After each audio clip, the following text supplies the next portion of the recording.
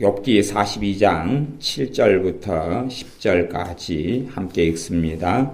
여호와께서 욥에게 이 말씀을 하신 후에 대만 사람 엘리바스에게 이르시되 내가 너와 내 두 친구에게 노하나니 이는 너희가 나를 가리켜 말한 것이 내 종 욥의 말같이 정당하지 못함이니라. 그런즉 너희는 숫송아지 7과 수양 7을 취하여 내 종 욥에게 가서 너희를 위하여 번제를 드리라. 내 종 욥이 너희를 위하여 기도할 것인즉 내가 그를 기쁘게 받으리니 너희의 우매한 대로 너희에게 갚지 아니하리라. 이는 너희가 나를 가리켜 말한 것이 내 종 욥의 말같이 정당하지 못함이니라. 이에 대만 사람 엘리바스와 수아 사람 빌닷과 나아마 사람 소발이 가서 여호와께서 자기들에게 명하신 대로 행하니라. 여호와께서 욥을 기쁘게 받으셨더라. 욥이 그 벗들을 위하여 빌매 여호와께서 욥의 공경을 돌이키시고 욥에게 그전 소유보다 갑절이나 주신지라. 아멘. 욥이 그 벗들을 위하여 빌매 여호와께서 욥의 공경을 돌이키시고 욥에게 그전 소유보다 갑절이나 주셨다라고 말씀합니다. 욥의 공경을 하나님께서 욥의 곤란과 환난과 어려움에서 하나님께서 돌이켜 주시는 그러한 가장 좋고 아름다운 결말 가운데 하나가 욥기 42장에 나와 있습니다. 성경 가운데 욥기는 꽤 분량이 많은 성경이고 그만큼 좀 난해하고 어려운 성경입니다. 그래서 성경을 읽는 사람들은 실상은 욥기를 좀 회피하고 피하는 경향을 가집니다. 제가 개인적으로도 어린 시절에 욥기를 읽었을 때는 잘 이해가 되지도 않았고 꽤 어려웠던 부분들이 존재합니다. 물론 또한 여러분이 욥기를 읽으실 때도 꽤 난해하고 어려운 부분들이 있으나 실상은 제가 요즘에는 욥기를 읽는 것이 굉장한 제 개인적으로 묘미와 재미를 느낍니다. 그래서 요즘에 주간 성경 공부를 욥기를 하고 있는데 아마 다음 주 주간 정도 되면 끝나지 않을까 싶은데 제가 주간 성경 공부 욥기에서 문제를 내면서 욥기를 다시 더 탐독하고 전체적으로 살펴보았습니다. 그랬더니 훨씬 더 과거보다 욥기에서 발견하게 되는, 깨닫게 되는 말씀들은 꽤 많이 있었습니다. 욥기가 좀 난해한 것 중에 하나는 저나 여러분이나 욥이라는 하나님의 사람이 여러 가지 환난을 당한 다음에 이제 욥이 몸이 병들어서 거진 죽게 되었습니다. 그때에 욥의 친한 친구 3명이 욥이 큰 환난을 당한 것을 듣고 왔습니다. 욥이 어떤 환난을 당했냐 그러면 욥의 재산들이 다 깡그리 사라지고 무너졌고 사랑했던 욥의 자녀들이 한날 한시에 다 죽었습니다. 그러니 얼마나 비참하고 참담한 일입니까? 나아가서는 밤새워 잠을 자지 못하는 고통, 뼛속까지 애리고 아프고 온 살갗이 아프고 고통스러운 이러한 것을 욥이 당하였습니다. 제가 어떤 해 한 2, 3년 정도는 제게도 피부에 가려움증이 심해가지고 여름 같은데 잠을 못 이루는 그런 해들이 몇 해가 있었습니다. 완체 마음에 이러한 번뇌나 번민이 많은 그런 해들이기도 했는데 유독히 피부가 여름에 트러블이 많아서 또한 어떨 때는 현장에 일을 하고 다니면 땀을 굉장히 많이 흘렸는데 그것 때문에 몸에 열이 올라와서 잠을 전혀 못 자면서 일하러 아침에 나가야 되는 것들을 꽤 겪으면서 이게 피부의 가려움증이라는 것이 정말로 극심한 고통을 야기하는구나 하는 것을 한 몇 해, 한 2, 3해, 1, 2년, 2, 3년 상간에 많이 겪었습니다. 물론 벌써 한 20여 년 이렇게 가까이 되는 시절의 이야기가 됩니다만은 욥이 겪었던 것은 제가 겪었던 것에 비하면 그런 피부 가려움증, 잠 못 자고 고통을 겪는 것에 비하면 욥이 겪었던 질병만 해도 100배, 1000배 이상이 될 것입니다.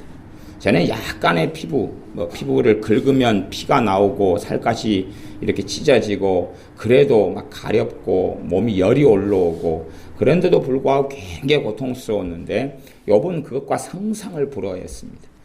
자식들이 죽은 고통과 아픔은 그 아픔은 시간이 가면 잊혀진다 할지라도 현실적으로 몸이 당하는 고통과 아픔, 여러 아픔 속에서 욥이 살았는데 욥의 가장 친한 친구 3명이 왔습니다. 3명이 와서 한참 며칠 동안은 욥의 아픔에 공감하면서 같이 머물러 있다가 그 며칠이 지나니까 이제 결국은 욥을 비난하기 시작했습니다. 비난한 이유는 뭐냐 그러면 자신들의 생각하기에 사람이 죄 짓지 않으면 하나님께서 이렇게 하실 리가 없다 하는 것이었습니다. 죄를 지을 때만이 극심한 문제가 생기는데 욥은 굉장한 죄를 자신들의 심증에 지은 것이 확실하다고 욥의 세 친구는 생각했습니다. 그래서 오늘 말씀 42장 7절에 보면 여호와께서 욥에게 이 말씀을 하신 후에 대만 사람 엘리바스에게 이르시되 세 친구 가운데 엘리바스에게 하나님의 말씀을 대표적으로 하시는데 엘리바스가 먼저 욥을 비난하고 나온 사람이고 엘리바스가 앞장서 가지고 욥을 공격하고 비난하는 것을 적극적으로 나섰고 그에 따라 나머지 두 친구도 적극 가담했기 때문에 가장 큰 심각한 문제를 야기한 사람이라 하면 엘리바스라고 말할 수가 있습니다.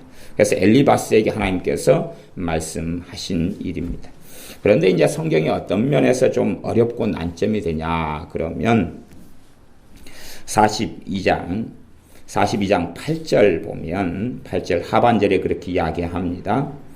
너희의 우매한 대로 너희에게 갚지 아니하리라. 너희 3명이 어리석고 우매한 대로 그렇게 말하고 그렇게 생각한 대로 갚지 않겠다. 이는 너희가 나를 가리켜 말한 것이 내 종 욥의 말같이 정당하지 못함이니라. 이 세 사람이 하나님에 대하여 말한 것들이 정당하지 못하다. 그렇게 말씀합니다. 그런데 우리가 욥의 세 친구의 말을 가만히 살펴보고 묵상해보면 사실은 거의 대부분 정당한 것처럼 보인다 하는 것입니다. 거의 대부분 하나님에 대한 말씀들이 옳고 타당하게 보입니다. 그러니 정당하지 못하다는 하나님의 판결이 어디에서 이루어지고 어떤 말씀이 하나님에 대한 이야기 가운데 틀리고 어그러졌는지 찾기가 어렵다 하는 것입니다. 사실은 그런 부분까지 이제 발견되고 보이면 우리의 믿음은 조금 더 한 수준 나아졌다라고 말할 수 있습니다. 그러나 욥의 세 친구가 하는 이야기가 하나님에 대해서 한 이야기가 무엇이 정당한지 무엇이 정당하지 못한지 모른다면 그 사람은 아직 뭔가를 알지 못하는 수준에 있을 수밖에 없습니다. 더 나아가서 심각하게 제가 말씀드리자면 욥기라는 이 성경 42장 이 성경에 대하여 전혀 관심이 없다면 유감스럽게 정말로 주님을 사랑하는 자들 속에 들 수 있겠는가 하는 것입니다. 하나님의 말씀은 꽤 난해하고 어려운 말씀들이 많습니다. 그래서 어떤 면에서는 수학으로 비교하자면 수학을 공부해 가는 것과 비슷하기도 합니다. 숫자를 배우고 덧셈, 뺄셈, 곱셈, 나눗셈, 사칙연사를 배우고 그것을 지나서 분수를 배우고 소수를 배우고 소인수 분해를 배우고 그렇게 배우면서 방정식을 배우고 도형을 배우고 그렇게 해서 점점 올라갑니다. 하나님의 말씀을 일조일석에 다 전체적인 걸 알 수도 없고 깨달을 수도 없고 배울 수도 없습니다. 하나님 말씀을 한 단계 배워가고 알아가고 깨달아가야 됩니다. 하나님 말씀을 배우고 깨달아가는 것은 하나님을 알아가는 정말로 먼 여정의 길을 떠나는 것입니다. 하나님의 자녀가 하나님의 말씀을 모르고서는 사실은 하나님을 배웠다, 하나님을 만났다 그렇게 말할 수 있는 것은 별로 없습니다. 어떤 예배를 드리면 찬양 가운데 성령님의 임재하심이 놀랍게 있는 예배도 있습니다.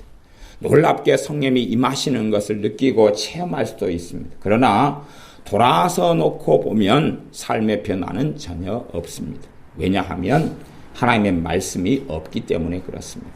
하나님의 말씀이 없는 성령의 임재하심이나 성령의 임재 체험이라는 것은 사람의 삶 속에 별로 열매를 거두거나 맺지를 못합니다. 하나님 말씀은 꽤 난해하고 어렵고, 왜냐하면 어떤 사람에게요? 준비되지 않은 사람에게, 기초를 꾸준히 밟고 올라가지 않은 사람들에게는 하나님 말씀이 아주 어렵고 가리워져 버릴 수밖에 없습니다.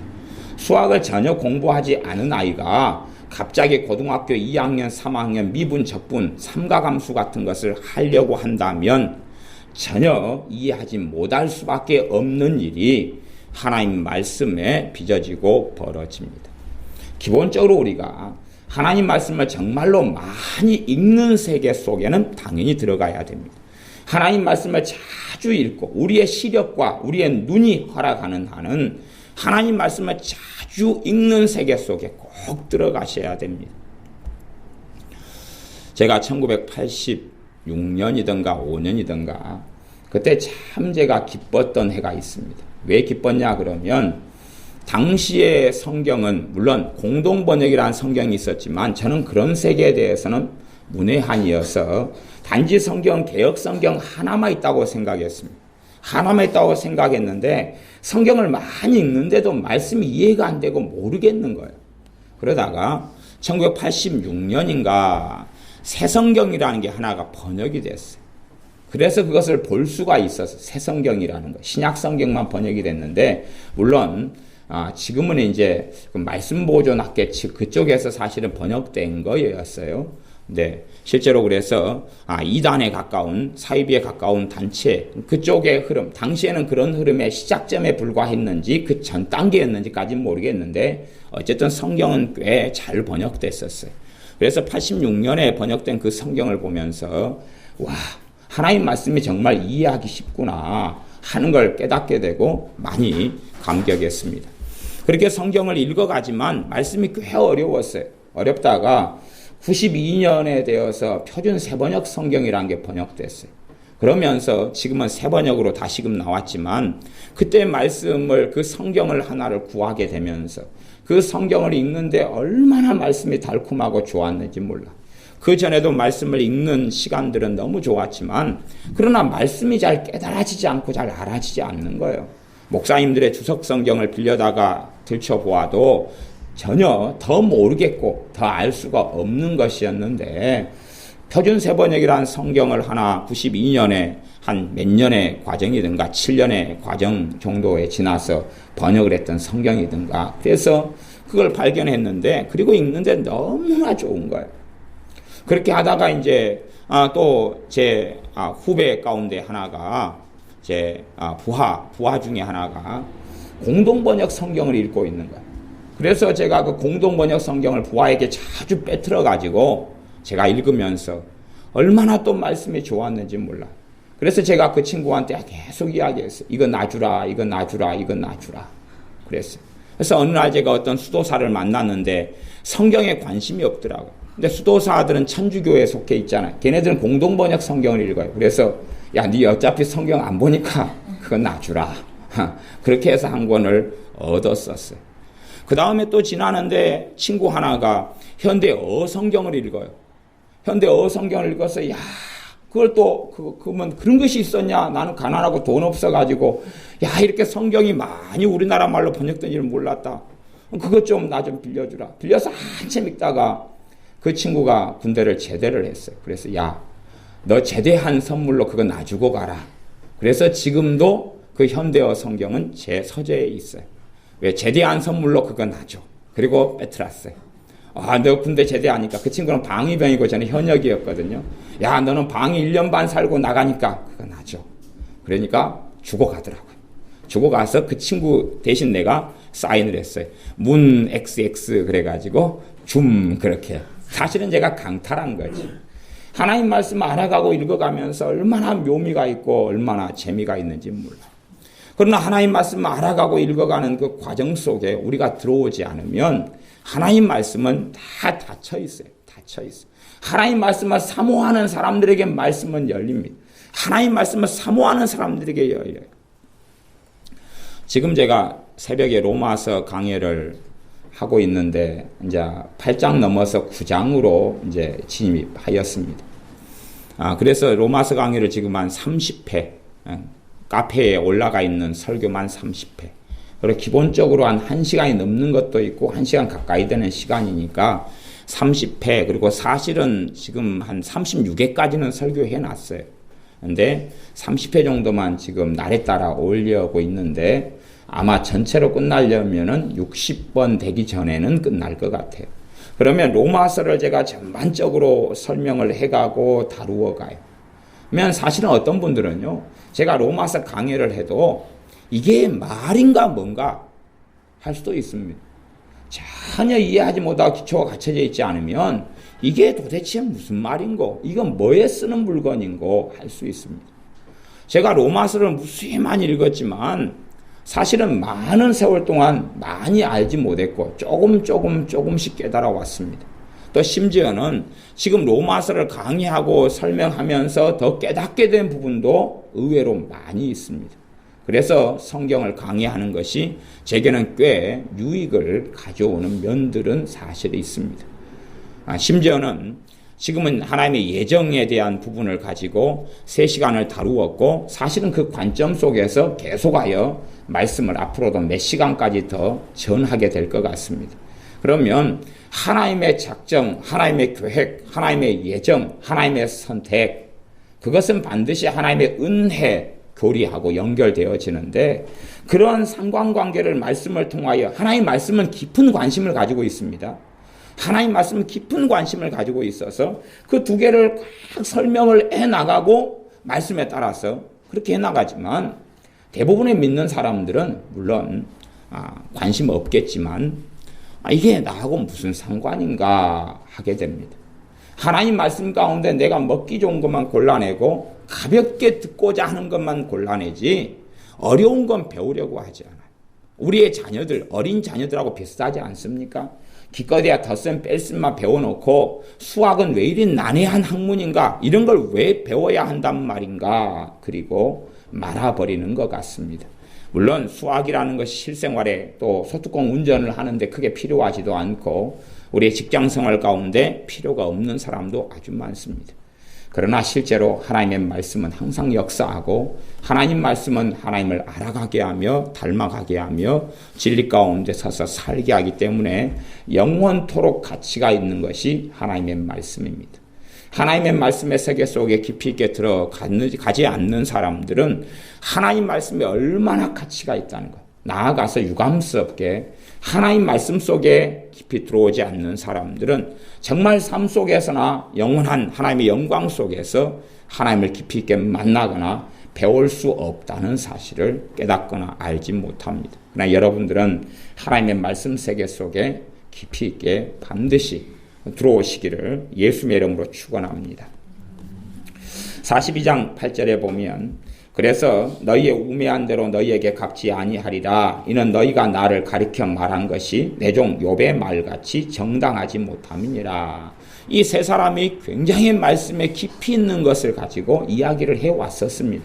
여러분이 이 욥의 세 친구의 이야기들을 가만히 성경을 통해서 살펴보시면, 와, 왜 이리 깊이 있는 이야기들을 할까 하는 것을 꽤 많은 장들을 통해서 보실 수가 있을 것입니다. 그러면서 하나님께서는 9절에 보면, 이에 대만 사람 엘리바스와 수아 사람, 이제 요 8절 마지막에 보면 내 종 욥의 말같이 정당하지 못함이니라. 그러니까 지금 이들은 정당하지 못했고 누구는 정당하게 말했다는 겁니까? 욥은 정당하게 말했다는 거예요. 욥이 하나님에 대한 이야기는 정당하게 말했다는 거예요. 하나님의 인정하심에 의하면.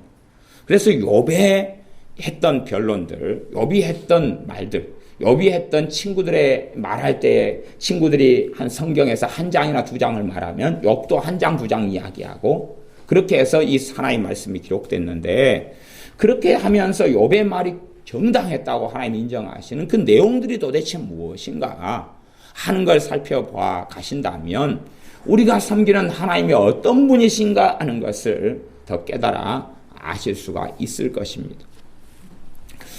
물론 저는 신앙생활을 한 연수가 오래되기 때문에 하나님은 자비로우시고 하나님은 의로우시다. 하나님은 불의를 행치 아니하신다. 하나님은 거룩하시다. 그러한 것을 오랫동안 들어서 알고 있습니다.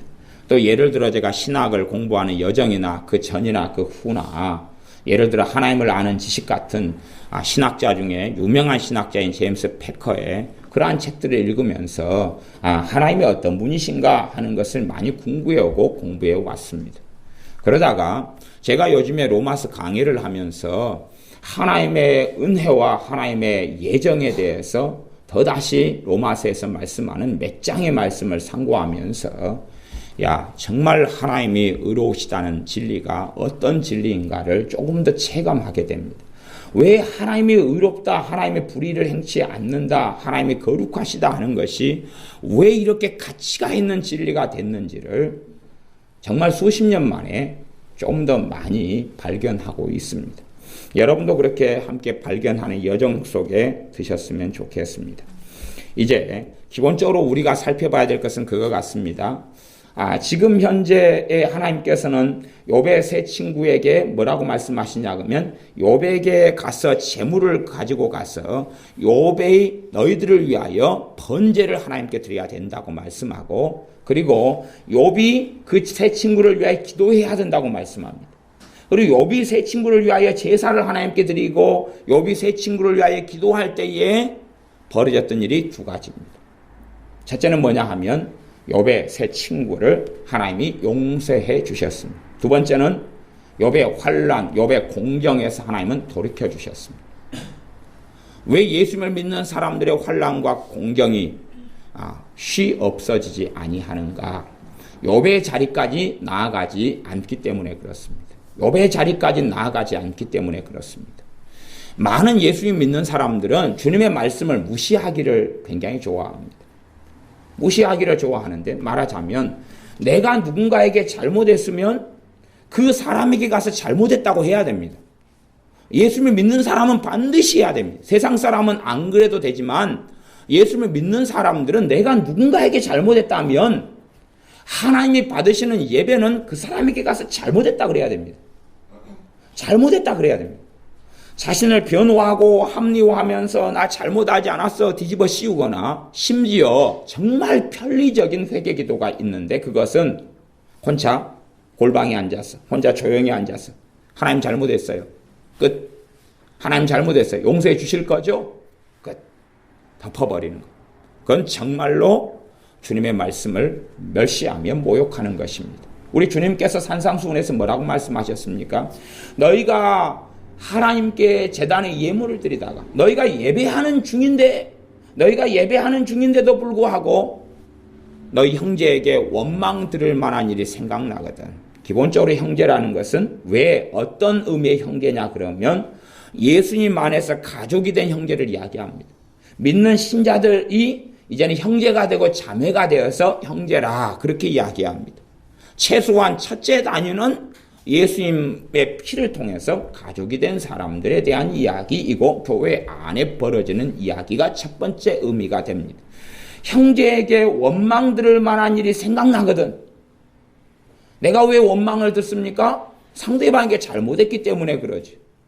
그런 일 생각나거든. 하나님께 예배하다가 제단에 예물을 드리다가 멈추고 가서 형제에게 가서 사과해라. 사과해란 말은 용서를 빌어라 하는 것이 가장 기본일 것입니다. 물론 상대가 용서를 충분히 받아들일 수 있을 만큼 해야 됩니다. 그러나 물론 어떤 강팍한 사람들은 용서하지 않는 길을 선택하겠죠. 그러나 최소한은 그가 용서할 수 있도록 마음을 풀어주는 속에는 깊이 있게 나아가야 될 것입니다. 전에 우리 어떤 애가 어떤 애 발을 밟아가지고 한 애가 울어서 제게 나와왔는데 제가 이제 신분을 보호해 드리겠습니다.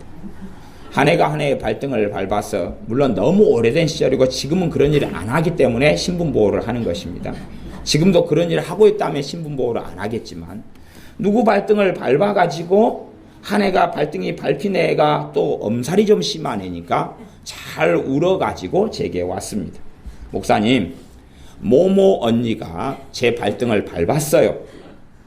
그러니 제가 이제 고소 사건이 들어왔기 때문에 해당 피고인과 가해자와 피해자를 불러 모을 수밖에 없어서 불러 모아서 왜 너는 누구의 발등을 밟았느냐? 그러니까 가해자가 하는 말이 목사님, 저는 누구의 발등을 밟은 것이 확실한 사실입니다. 그러나 저는 잘못했다고 했습니다. 그래서 야, 너가 잘못했다고 했는데 쟤는 왜 아직도 저 피해자는 울고 있느냐? 그랬더니 잘못했다고 했는데 그것이 가해자가 자기 입장이었던 것이. 어떤 식으로 했느냐? 그랬더니 발등을 콕 밟으면서, 물론 고의적으로 밟은 건 아닙니다. 그냥 접촉사고였습니다. 접촉사고. 지나가다가 거기에 부주의해서 누구 발이 있는 줄을 못 본 거죠. 유감스럽게 몸무게가 꽤 나가기 때문에 큰 압력을 가해서 고통을 느낄 수밖에 없었던 상황입니다. 그래서 이제 미안하다 그랬어요. 그것도 감정을 실어서가 아니고 미안해 그리고 가버린 거죠. 그랬더니 사실은 당한 입장에서 보면 더 열받고 더 서럽잖아요. 그래서 더 열받고 서러운 거고 정말로 상대방이 사과한 게 아니었거든요. 그래서 제가 이야기했죠. 그래, 나도 내 몸무게가 70kg이 이제 넘어가는데 나도 사뿐히 지려 밟아줄까? 그리고 나도 미안해. 내가 너 뺨을 한번 샥 올려친 다음에 미안해. 한번 해줄까? 그러면 되는 거야. 우리나라의 어떤 유명한 목사님이 그렇게 산다고 그럽니다. 설교 시간에 자기는 그렇게 산다고 당당하게 이야기를 해 오셨습니다. 그리고 그분의 영향을 받는 목사님들도 당당하게 그분 식대로 사신다고 했는데 그렇게 따라가는 목사님들 우리나라에 5천 명이 넘습니다. 뭐 어떤 식의 삶이냐 그러면 한 성기를 하니까 자기 아내에게 함부로 말을 합니다. 함부로 말을 하니까 아내 마음이 상해요, 안 상해요? 상하지요. 그래서 남편인 이 유명한 목사님이 그럽니다. 미안해. 그럽니다. 미안해. 그러면 아내의 마음이 풀립니까? 안 풀립니까? 안 풀리죠. 안 풀리고 이제 강대산에 서서 이 유명한 목사님은 교인들도 몇천 명이고 그러니까 설교를 합니다. 근데 아내가 째게 앉아 있어서 얼굴이 어떻게 됐겠습니까? 우거지를 쓰고 있겠죠. 푸르둥둥 해가지고 있겠죠. 그래서 설교를 합니다. 저 마누라 좀 보소. 나는 내가 잘못한 다음에 미안해. 그리고 해서 나는 다 털어버렸는데 저 사람은 복음 안에 거하지 않고 말씀 안에 거하지 않기 때문에 털지를 못한다고. 저게 바른 믿음이 아니라고 자기 아내를 가리켜 이야기를 합니다. 그러니까 이분의 영향을 받는 목사님들도 이제 그 행사를 하기 시작하는 것입니다. 지금도 그분의 영향을 받는 목사님들이야 수천 명이 넘어가기 때문에 대한민국에서. 그러니 뭐 누구라 말만 하면 아실 수 있는 분이 되어집니다. 자기 아내에게 말을 함부로 합니다. 그리고 미안해. 끝나는 것입니다. 자기는 하나님의 용서를 누리고 복음을 누리고 산다고 이야기하는 것입니다. 그래서 제 아는 목사님이 그런 식의 행사를 그분의 영향을 받아서 한다 그래서 제가 기가 차고 매가 차고 순사가 칼을 차서 그래서 웃었습니다. 그러면서 제가 그분에게 설명을 해드렸습니다. 제가 그러면 목사님의 배를 힘껏 주먹으로 쳐서 갈비뼈 하나를 부러뜨린 다음에 미안해요? 한마디 하면 혹시 마음이 쉽게 풀리시는가요? 그게 아니잖아요. 가벼운 잘못은 가볍게 할 수 있지만 무거운 잘못은 무겁게 다루어야 되잖아요. 그래서 앞에 했던 그 가해자에게 너 몸무게로 사뿐히 지려 밟았다 그래도 그 밟힌 부분을 손으로 문대면서 짠하고 불쌍하고 가엾은 얼굴과 목소리와 감정을 담아서 동생아 미안하다 많이 아팠냐 그렇게 해야지 마음이 풀리는 거다. 그리고 용서한다고 말이 나올 때까지 계속 문대고 발등을 주물러야지. 그래야지 되는 거 아니냐. 자 이제 실습을 해봐라. 하지만 그 이후에도 그러한 피해와 가해 사건이 몇 번이 더 생겨서 고발이 접수됐었습니다. 쉽게 배우지 못하기 때문에 그렇겠지요. 그런 것처럼 우리의 삶 속에서 하나님께서는 우리가 잘못한 사람들에게 진정으로 그에게 잘못을 빌라고 말씀합니다. 우리 주님께서 잘못한 사람에게 진정으로 잘못을 빌라고 그럽니다. 진정으로 잘못을 빌면 그 사람의 마음의 절반 이상의 되는 사람들은, 소수를 빼놓고, 소수는 돌이키지 않을 것입니다.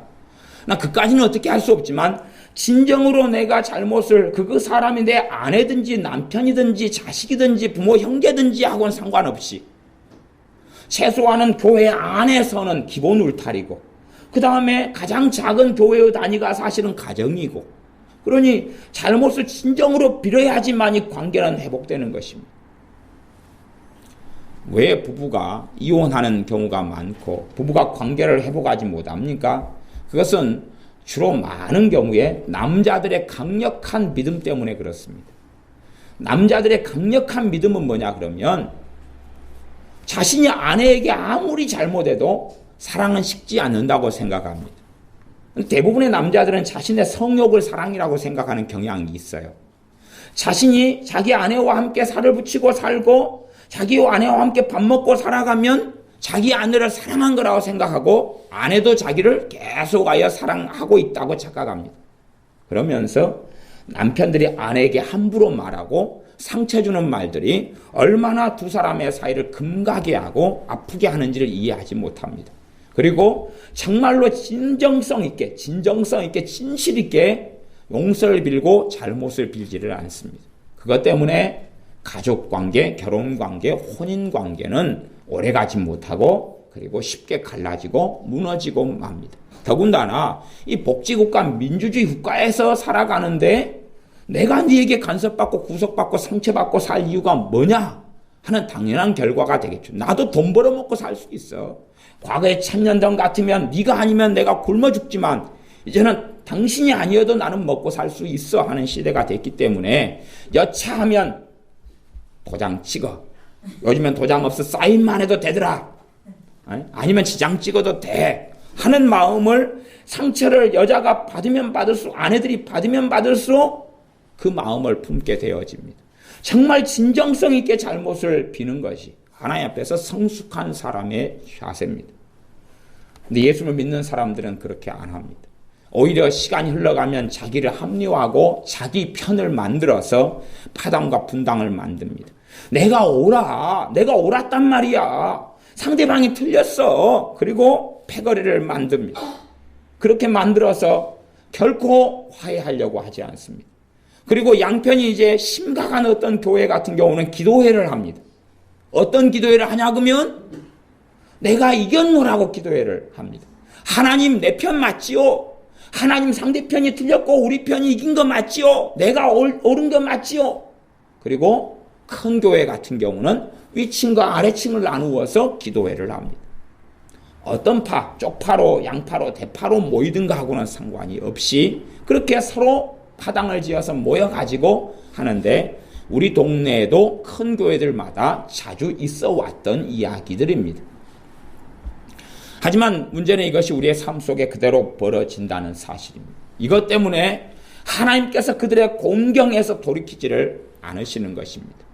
감사하게 이 욥의 친구에게는 하나님께서 말씀하시기를, 엘리바스를 통해서 말씀하시기를, 자 8절 42장 8절 그런즉 너희는 숫송아지 7과 수양 7을 취하여 내 종 욥에게 가서, 숫송아지 7 수양 7이니까 굉장히 액수가 큽니다. 액수가 아주 큽니다. 얼마나 클지 모르겠습니다. 소금이 좋고 양값이 좋을 때로 따지면 얼마나 되는지 모르겠습니다만은 여러분이 생각해 보시길, 가볍게 숫송아지, 송아지니까 좀 적겠지만 한 100만 원 단위는 좀 넘어가겠죠. 염소금이 요즘에 한 30몇만 원, 40몇만 원 비싸면 그렇게 된다 그러니까 100단위가 좀 넘어간다고 생각하면 수양 7, 수송아지 7 가볍게 그냥 단순하게 100만 원으로 쳐서 14마리다 이렇게 하면 1,400만 원. 이렇게 작은 돈은 아닙니다. 이렇게 7을 취해서 14마리를 가져가 가지고 욥에게 주라는 게 아니라 욥에게 가가지고 욥이 제사장의 역할을 해가지고 너희를 위하여서 나에게 예배를 드리고 제사를 지내게 해라. 번제를 드려라. 그 말은 다 태워서 함께 모여가지고 나한테 예배해라. 그 말입니다. 그걸 너희들이 제물로 가져가가지고 그걸 제물로 삼아가지고 너희 4명이 함께 모여서 내게 예배를 드려라. 4명이 함께 모여 예배를 드리라. 그리고 너희들을 데리고 예배를 드리는 중심 인물은 욥이다. 그렇게 하면 너희들의 잘못된 말에 대하여 내가 너희들에게 잘못을 묻지 않겠다. 책임을 묻지 않겠다 그랬습니다. 우리의 잘못된 또 어리석은 극단적인 어떤 신학, 회개의 잘못된 교리에 속하면 그런 하나님은 없는 것입니다. 우리의 잘못된 하나님에 대한 이해로 따지면 이런 하나님은 없다고 많은 사람들이 생각합니다. 왜냐하면 그냥 나 혼자 회개기도 하면 되잖아요. 나 혼자 잘못했어 하나님 끝. 아이고 욥한테 말씀한 것 같아요. 다 이해하시죠? 우리가 말에 다 허물이 많다고 야고보서 말씀했으니까 용서해 주세요. 그래 하나님도 이제 그렇게 말씀한다고 생각하시는 거예요. 그래 용서하마 이상 깨끗이 끝났다. 이러한 삶 때문에 예수님을 믿는 사람들의 삶이 회복되지 않고 하나님께 깊이 있게 나아가지 못하고 변화받지 못하는 것입니다. 많은 예수님을 믿는 사람들이 거기에서 멈춰버립니다. 내가 정말로 잘못했다고 빌지 않고 사과하지 않고 사죄하지 않습니다. 내가 정말로 잘못했나라고 하지 않습니다. 부부간의 관계에 있어서도 정말 잘못했는데 합리화하기 바쁩니다. 합리화하기 바빠요. 내가 정말 잘못했으면 남편은 아내에게 가서 내가 정말 잘못했다 이 부분에 그렇게 이야기하면 그때부터 무슨 이야기가 나오냐 그러면 감춰놨던 속엔 이야기가 나옵니다. 그리고 사랑을 다시 시작하고 만들어갈 수가 있어요. 거꾸로 아내가 남편에게 잘못했으면 내가 이런 부분에 정말 잘못했다. 그러면 남편이 속엔 이야기를 하고 사랑을 가꾸어 나갈 수가 있어요. 그러나 믿음이 너무 충만하다는 것은 부부싸움은 칼로 물베기다. 그런 걸 가져서 말을 내가 상처를 줬는데 자고 일어나면 없어진다고 생각하는 거죠. 그 충만한 믿음 때문에 함께 살아가지만 정서적 이용과 정서적 별거로 살아나가는 사람이 많습니다. 어떤 아주머니가 남편이 59이신데 돌아가신 다음에 중국집에 가서 짜장면 꽃배기를 사 먹었습니다. 짜장면 꽃배기를 사 먹은 다음에 그분이 하신 말씀이 그렇습니다. 썩을 놈 잘 죽었다. 이제 배 부르게 살겠다. 그러는 것입니다. 왜? 정서적 이혼 상태로 살아가면서 남편에게 당한 게 너무 많으니까 마음대로 눈치 보고 먹지 못해서 남편 죽은 다음에 중국집에 간 거예요.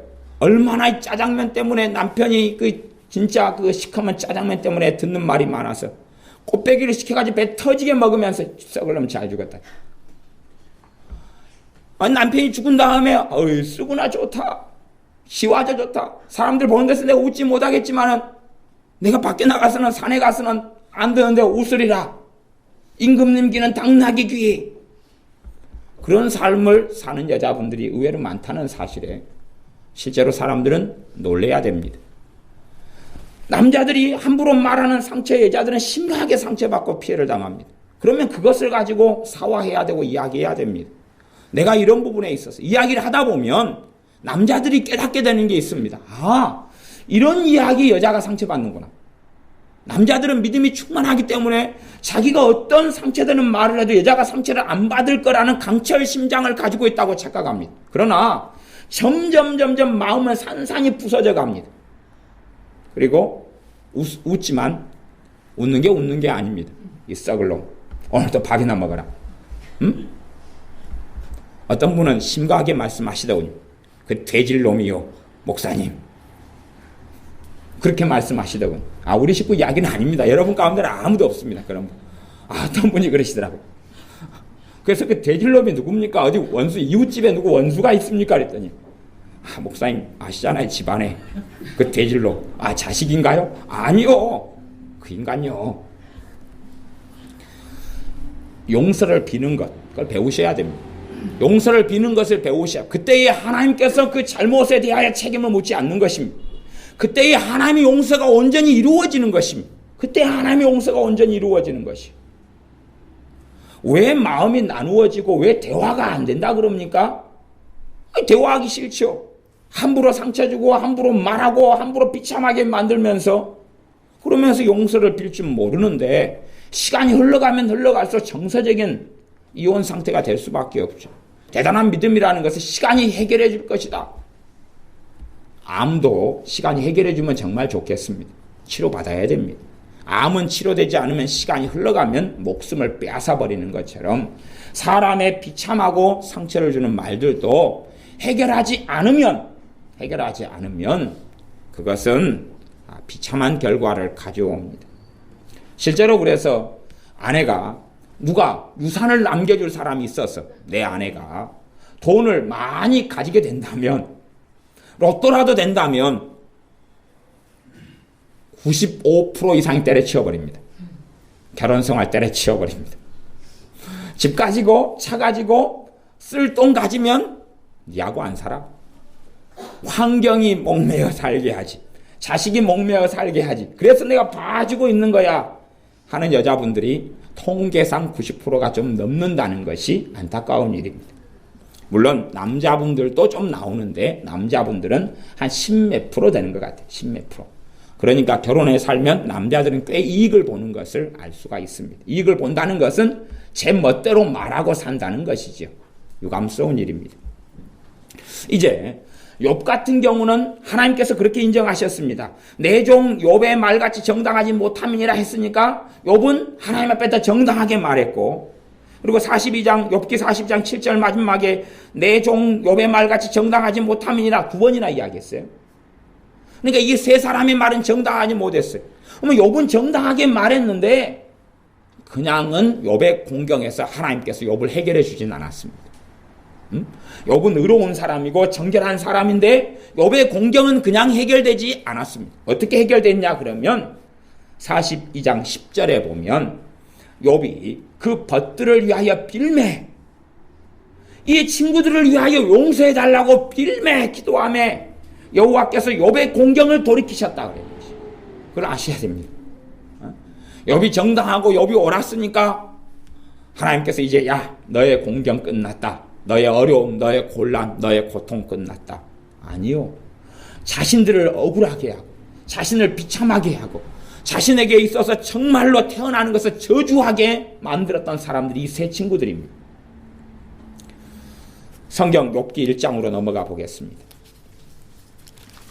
욥기 1장으로 가면 욥이 어떤 사람인지 하나님이 성경을 통해 증언하고 있습니다. 욥기 1장 1절을 제가 읽어보겠습니다.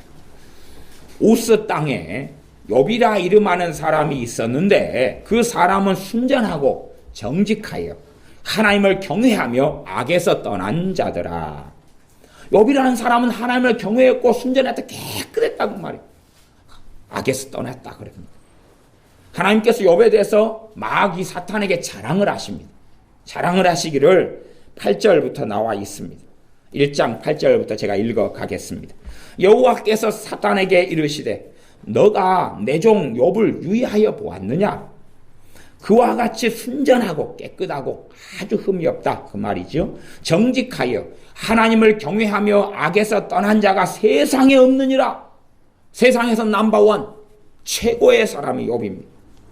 주께서 그래 사단이 9절 여호와께 대답하여 가로되 욥이 어찌하여 까닭없이 하나님을 경외하리까? 하나님이 그를 도와주고 소유물을 주고 하나님이 그를 복주시니까 하나님을 경외하는 것 아닙니까? 그럽니다. 그때에 11절 이제 사탄이 하나님께 그렇게 욥을 참소하기를 이제 주의 손을 펴서 그의 모든 소유물을 치소서. 그리하시면 정령 주를 대면하여 주를 욕하리이다. 소유물을 다 하나님이 없애버리십시오. 그는 욕할 겁니다. 그때 하나님이 욥을 치시지 않습니다. 하나님은 그렇게 안 하십니다. 여호와께서 사탄에게 이르시되 내가 그의 소유물을 다 너 손에 붙이노라. 사탄이 공격하는 것입니다. 사탄이 소유물을 너 손에 붙이노라. 그래서 이제 공격을 하게 되는데 13절부터 욥의 자식들이 다 욥의 소유물에 속해버립니다. 자식들은요 품 안에 있을 때는 소유물에 속합니다. 부모의 소유물에 속합니다. 그래서 자식들을 다 죽여버립니다. 한날 한시에 다 죽여버립니다. 그것은 13절부터 여러분이 집에 가셔가지고 잘 읽어보시면 되실 것이고, 그리고 그 다음에는 욥이 가지고 있는 재산을 깡그리 다 무너뜨려버립니다. 그 다음에 이제 2장으로 가서 그래도 욥은 하나님을 경외하고 흔들리지 않습니다.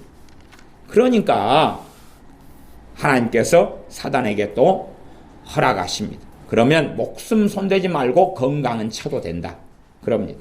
그래서 가장 극심한 질병, 가장 극심한 고통을 이야기하는 그것으로 사단은 칩니다.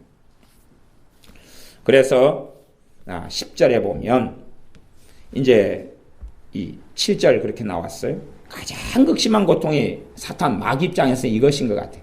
암도 우리가 말기암이어도 고통이 없는 암도 많잖아요. 조금 아팠다가 많은 암이 많잖아요. 7절에 보면 2장 7절입니다. 사단이 이에 여호와 앞에서 물러가서 욥을 쳐서 그 발바닥에서 정수리까지 악창이 나게 한지라. 이게 가장 고통스러운 종류 중에 하나가 악창이었던 모양입니다. 머리끝부터 발끝까지 빽빽하고 빠진 것이 없이 악창이 나게 했다. 욥이 재 가운데 앉아서 기와 조각을 가져다가 몸을 긁고 있더니 너무 비참하니까 몸을 긁어야 되는 손톱으로 긁어도 이 살과 피부가 상하는데 그래도 이 깨끗하지 않고 이렇게 고통스러우니까 기와 조각을 갖다가 긁어요. 기와 조각 갖다 긁으면 얼마나 비참합니까? 이런 말도 다 할 수 없는 비참한 고통을 가져다 줍니다. 그러니까 아내가 9절에 그렇게 이야기합니다. 아내를 사탄이 안 죽인 이유가 있는 거지. 집안의 원수를 만들어 놔야지요. 내후외환이라고. 그 아내가 그에게 이르되 당신이 그래도 자기의 순전을 굳게 지키느냐? 하나님을 욕하고 죽으라. 하나님을 욕하고 죽으라. 당신이 하나님을 그렇게 경외했고 섬겼던 결과가 이거냐? 라고 이야기합니다. 물론 감사하게 이 아내하고 이혼했다는 이야기는 42장까지 전혀 없습니다. 그래서 나중에 또 자식을 또 낳아요. 하나님의 복을 받았어요. 이 여자하고 낳았는지 딴 여자하고 낳았는지는 모르겠습니다. 그까지는 저는 모르겠어요. 욥 정도의 믿음 되면 이런 사건 가지고 아내를 발로 찰 리는 없다 보여집니다. 그리고 그 아내와 함께 또 그냥 과거를 용서하고 달콤하게 살았다 하는 것을 추측해 봅니다.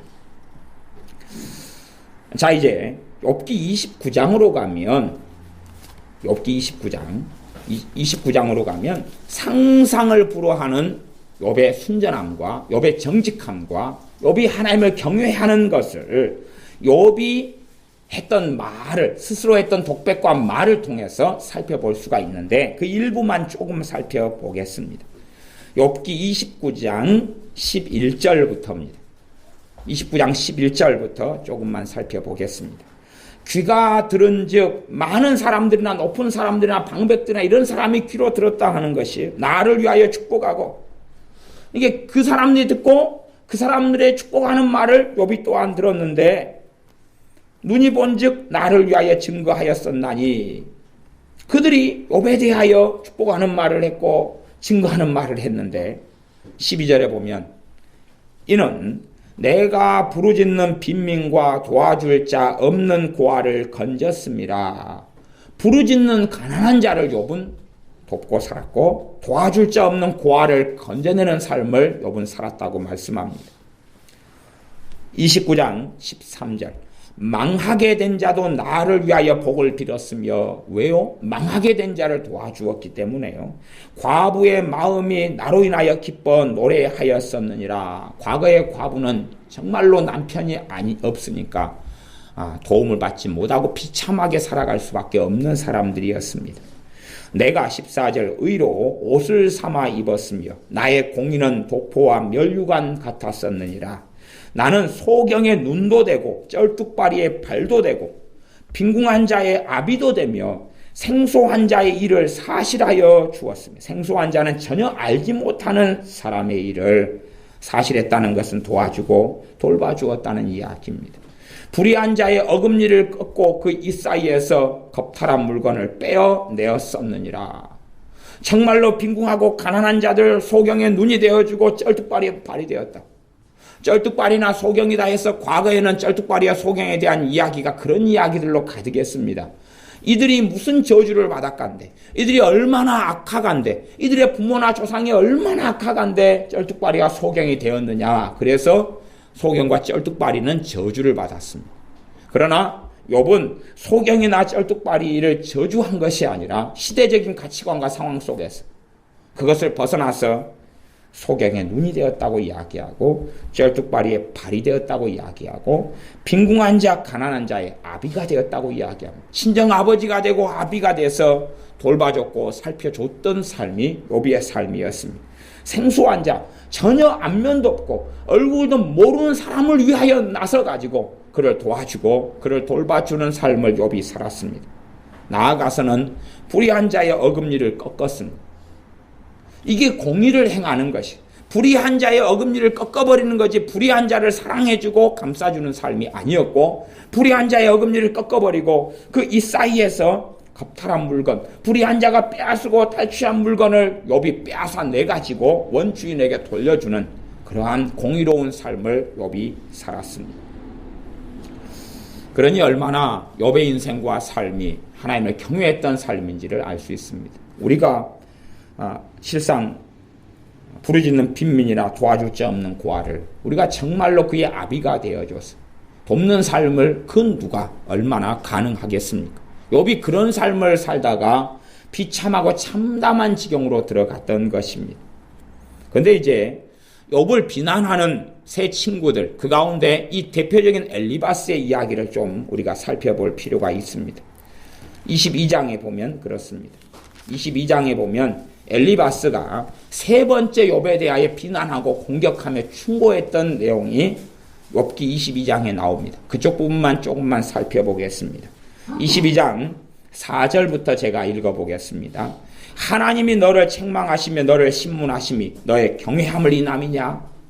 너가 하나님을 경외했는데 하나님께서 너 몸에 병들게 했고, 하나님이 너를 경외했는데, 정말로 너가 하나님을 경외했는데 너 자식들은 한날 한시에 다 죽었냐? 정말로 너가 하나님을 경외했는데 너 재산은 완전히 다 거지가 이렇게 되었느냐? 그렇게 말씀합니다. 22장 5절, 내 악이 크지 아니하냐? 그것은 욥의 세 친구가 가지는 심정입니다. 심정. 엘리바스가 가지는 심정이에요. 그래서 내 악이 크지 아니하냐? 내 죄악이 극하니라. 너 죄가 너무너무 크다. 6절, 까닭없이 형제의 물건을 볼모 참으며 헐벗은 자의 의복을 벗겼다. 너가 그렇게 살지 않았느냐? 전혀 증거도 없고요. 생각도 없어요. 그런데 한번 어떤 것에 몰두하면요, 사람은 이렇게 갑니다. 자기 말을 합리화하고 그러기 위해서는 이제 증거도 없이 심증만으로 자기가 옳다고 다 뒤집어 씌워요. 욥에 가장 가까웠던 세 친구입니다. 이 세 친구가 어려웠고 비참해졌을 때 누가 살려줬습니까? 욥이 살려준 사람. 욥하고 끔찍하게 가까웠는데 욥이 그들을 도와주고 살려주고 은혜를 베푼 세 친구입니다.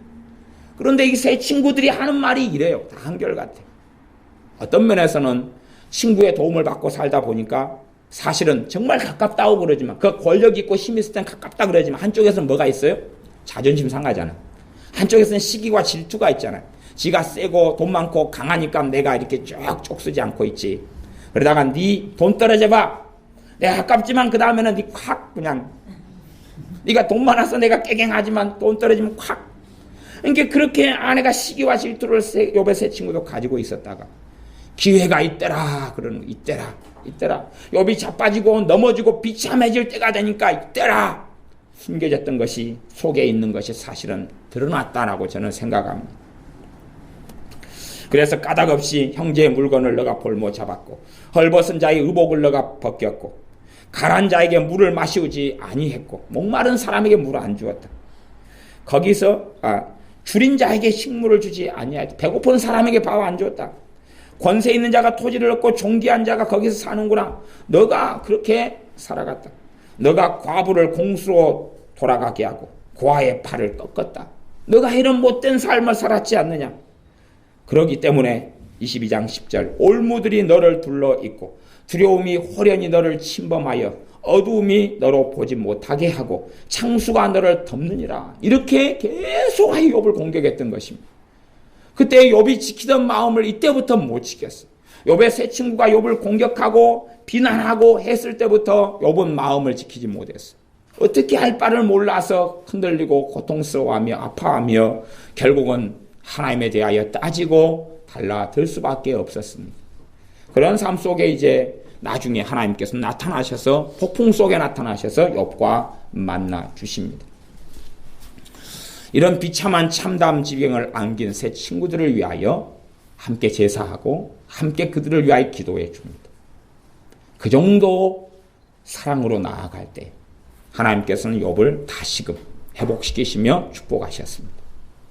욥이 의롭고 옳고, 그러나 그냥 욥의 공경에서 하나님은 돌이키신 것이 아니에요.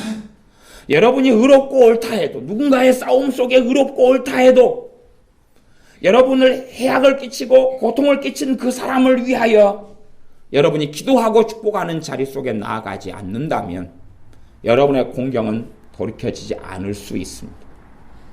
욥의 세 친구가 잘못된 일을 했는데, 그러나 그들이 그 잘못을 가지고 잘못을 행한 사람에게 나아가서 잘못했노라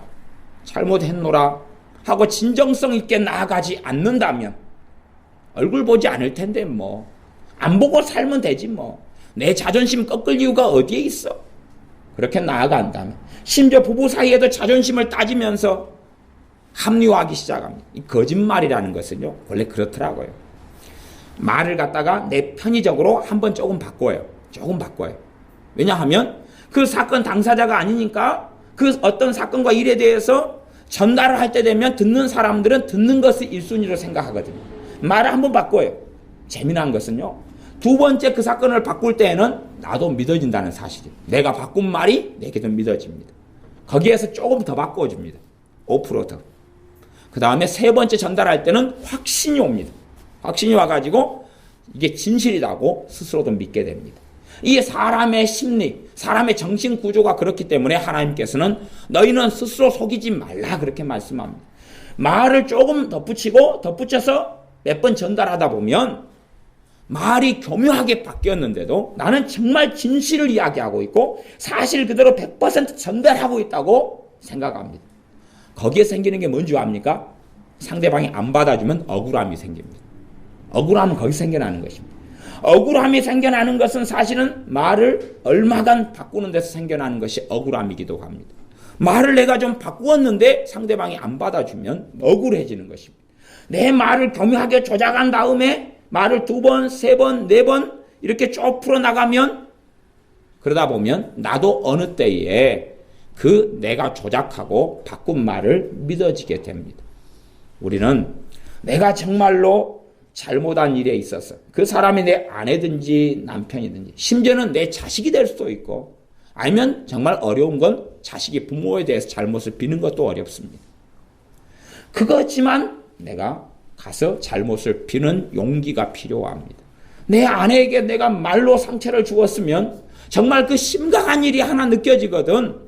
그것에 대하여 내가 잘못했느라고 이야기하면 아내는 꾸러미를 내놓습니다. 그때의 사랑은 다시 시작되고 만들어갑니다.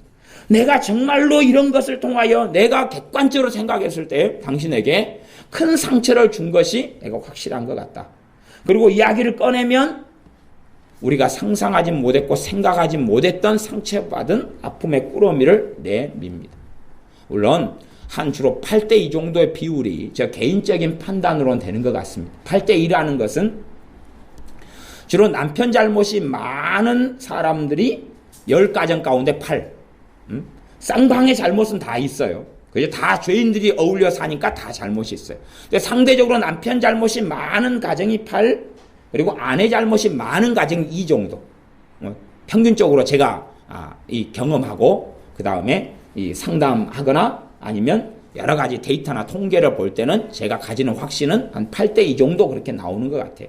남편 잘못이 좀 상대적으로 적고 아내 잘못이 많고 똥꼬집이 많고 막 그런 것이 한 이 정도.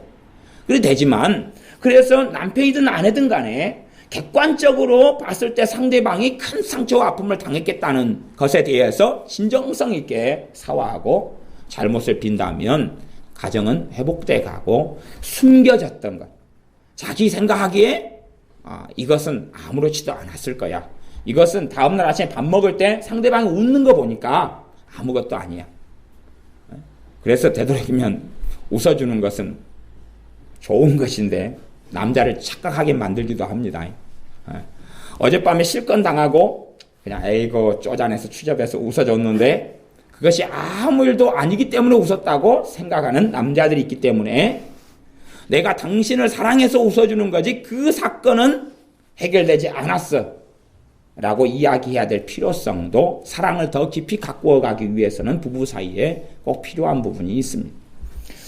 어찌됐든 우리가 누군가에게 잘못했을 때에 하나님께서는 예배보다 재물보다 1순위로 잘못을 빌어라 라고 주님께서 산상수훈에 말씀하셨습니다.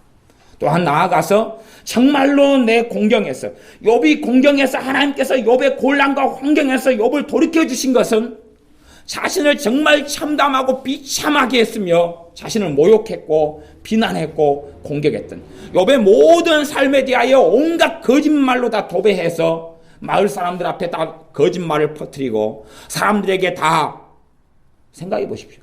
욥의 가장 가까운 친구 3명이 욥을 정말 억울하게 동네 사람한테 이야기했는데 누구 말을 믿겠어요? 동네 사람들은요. 친구 말을 믿을 거 아니에요. 친구 말을 믿어요. 가장 가까운 사람이 진짜 잘 알지. 가까운 사람이 다 보았겠지. 가난한 자의 옷을 빼뜨렸어. 그러니까 저 친구들이 제일 가까운 친구들이잖아. 우리는 멀리서만 보면서 도움 좀 받았는데 뱃속에 있는 사정은 가까운 친구들이 잘 아는데 가까운 친구 3명이 이렇게 계속하여 동네가 떠나가라 증언하고 있기 때문에 안 믿을 수가 없는 거구나 라고 생각했습니다. 나중에 엘리후 같은 사람이 이방인 같은 된 사람이 한 사람 끼어듭니다. 이 사건 당사자가 아닌 사람이 끼어들어요. 그러면서 욥을 정죄하고 공격합니다. 그때에 하나님께서는 엘리후에게는 책임을 안 묻습니다. 왜냐하면 엘리후의 말에 욥은 심각하게 상처 안 받거든요. 자기하고 관계자가 아니에요. 나아가서 엘리후는 무엇 때문에 그렇게 하냐 그러면 욥의 세 친구 증언을 들어보니까 욥이 나쁜 놈이라요. 그랬으니 말하는 거예요. 심증만으로.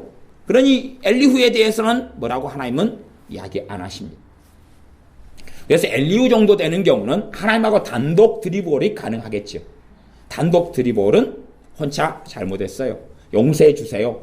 하는 정도로 해결되겠지만 직접 이에 당사자가 되는 욥의 세 친구는 직접 잘못을 빌어야 했던 것이고 그때에 하나님은 욥의 세 친구를 용서하셨습니다.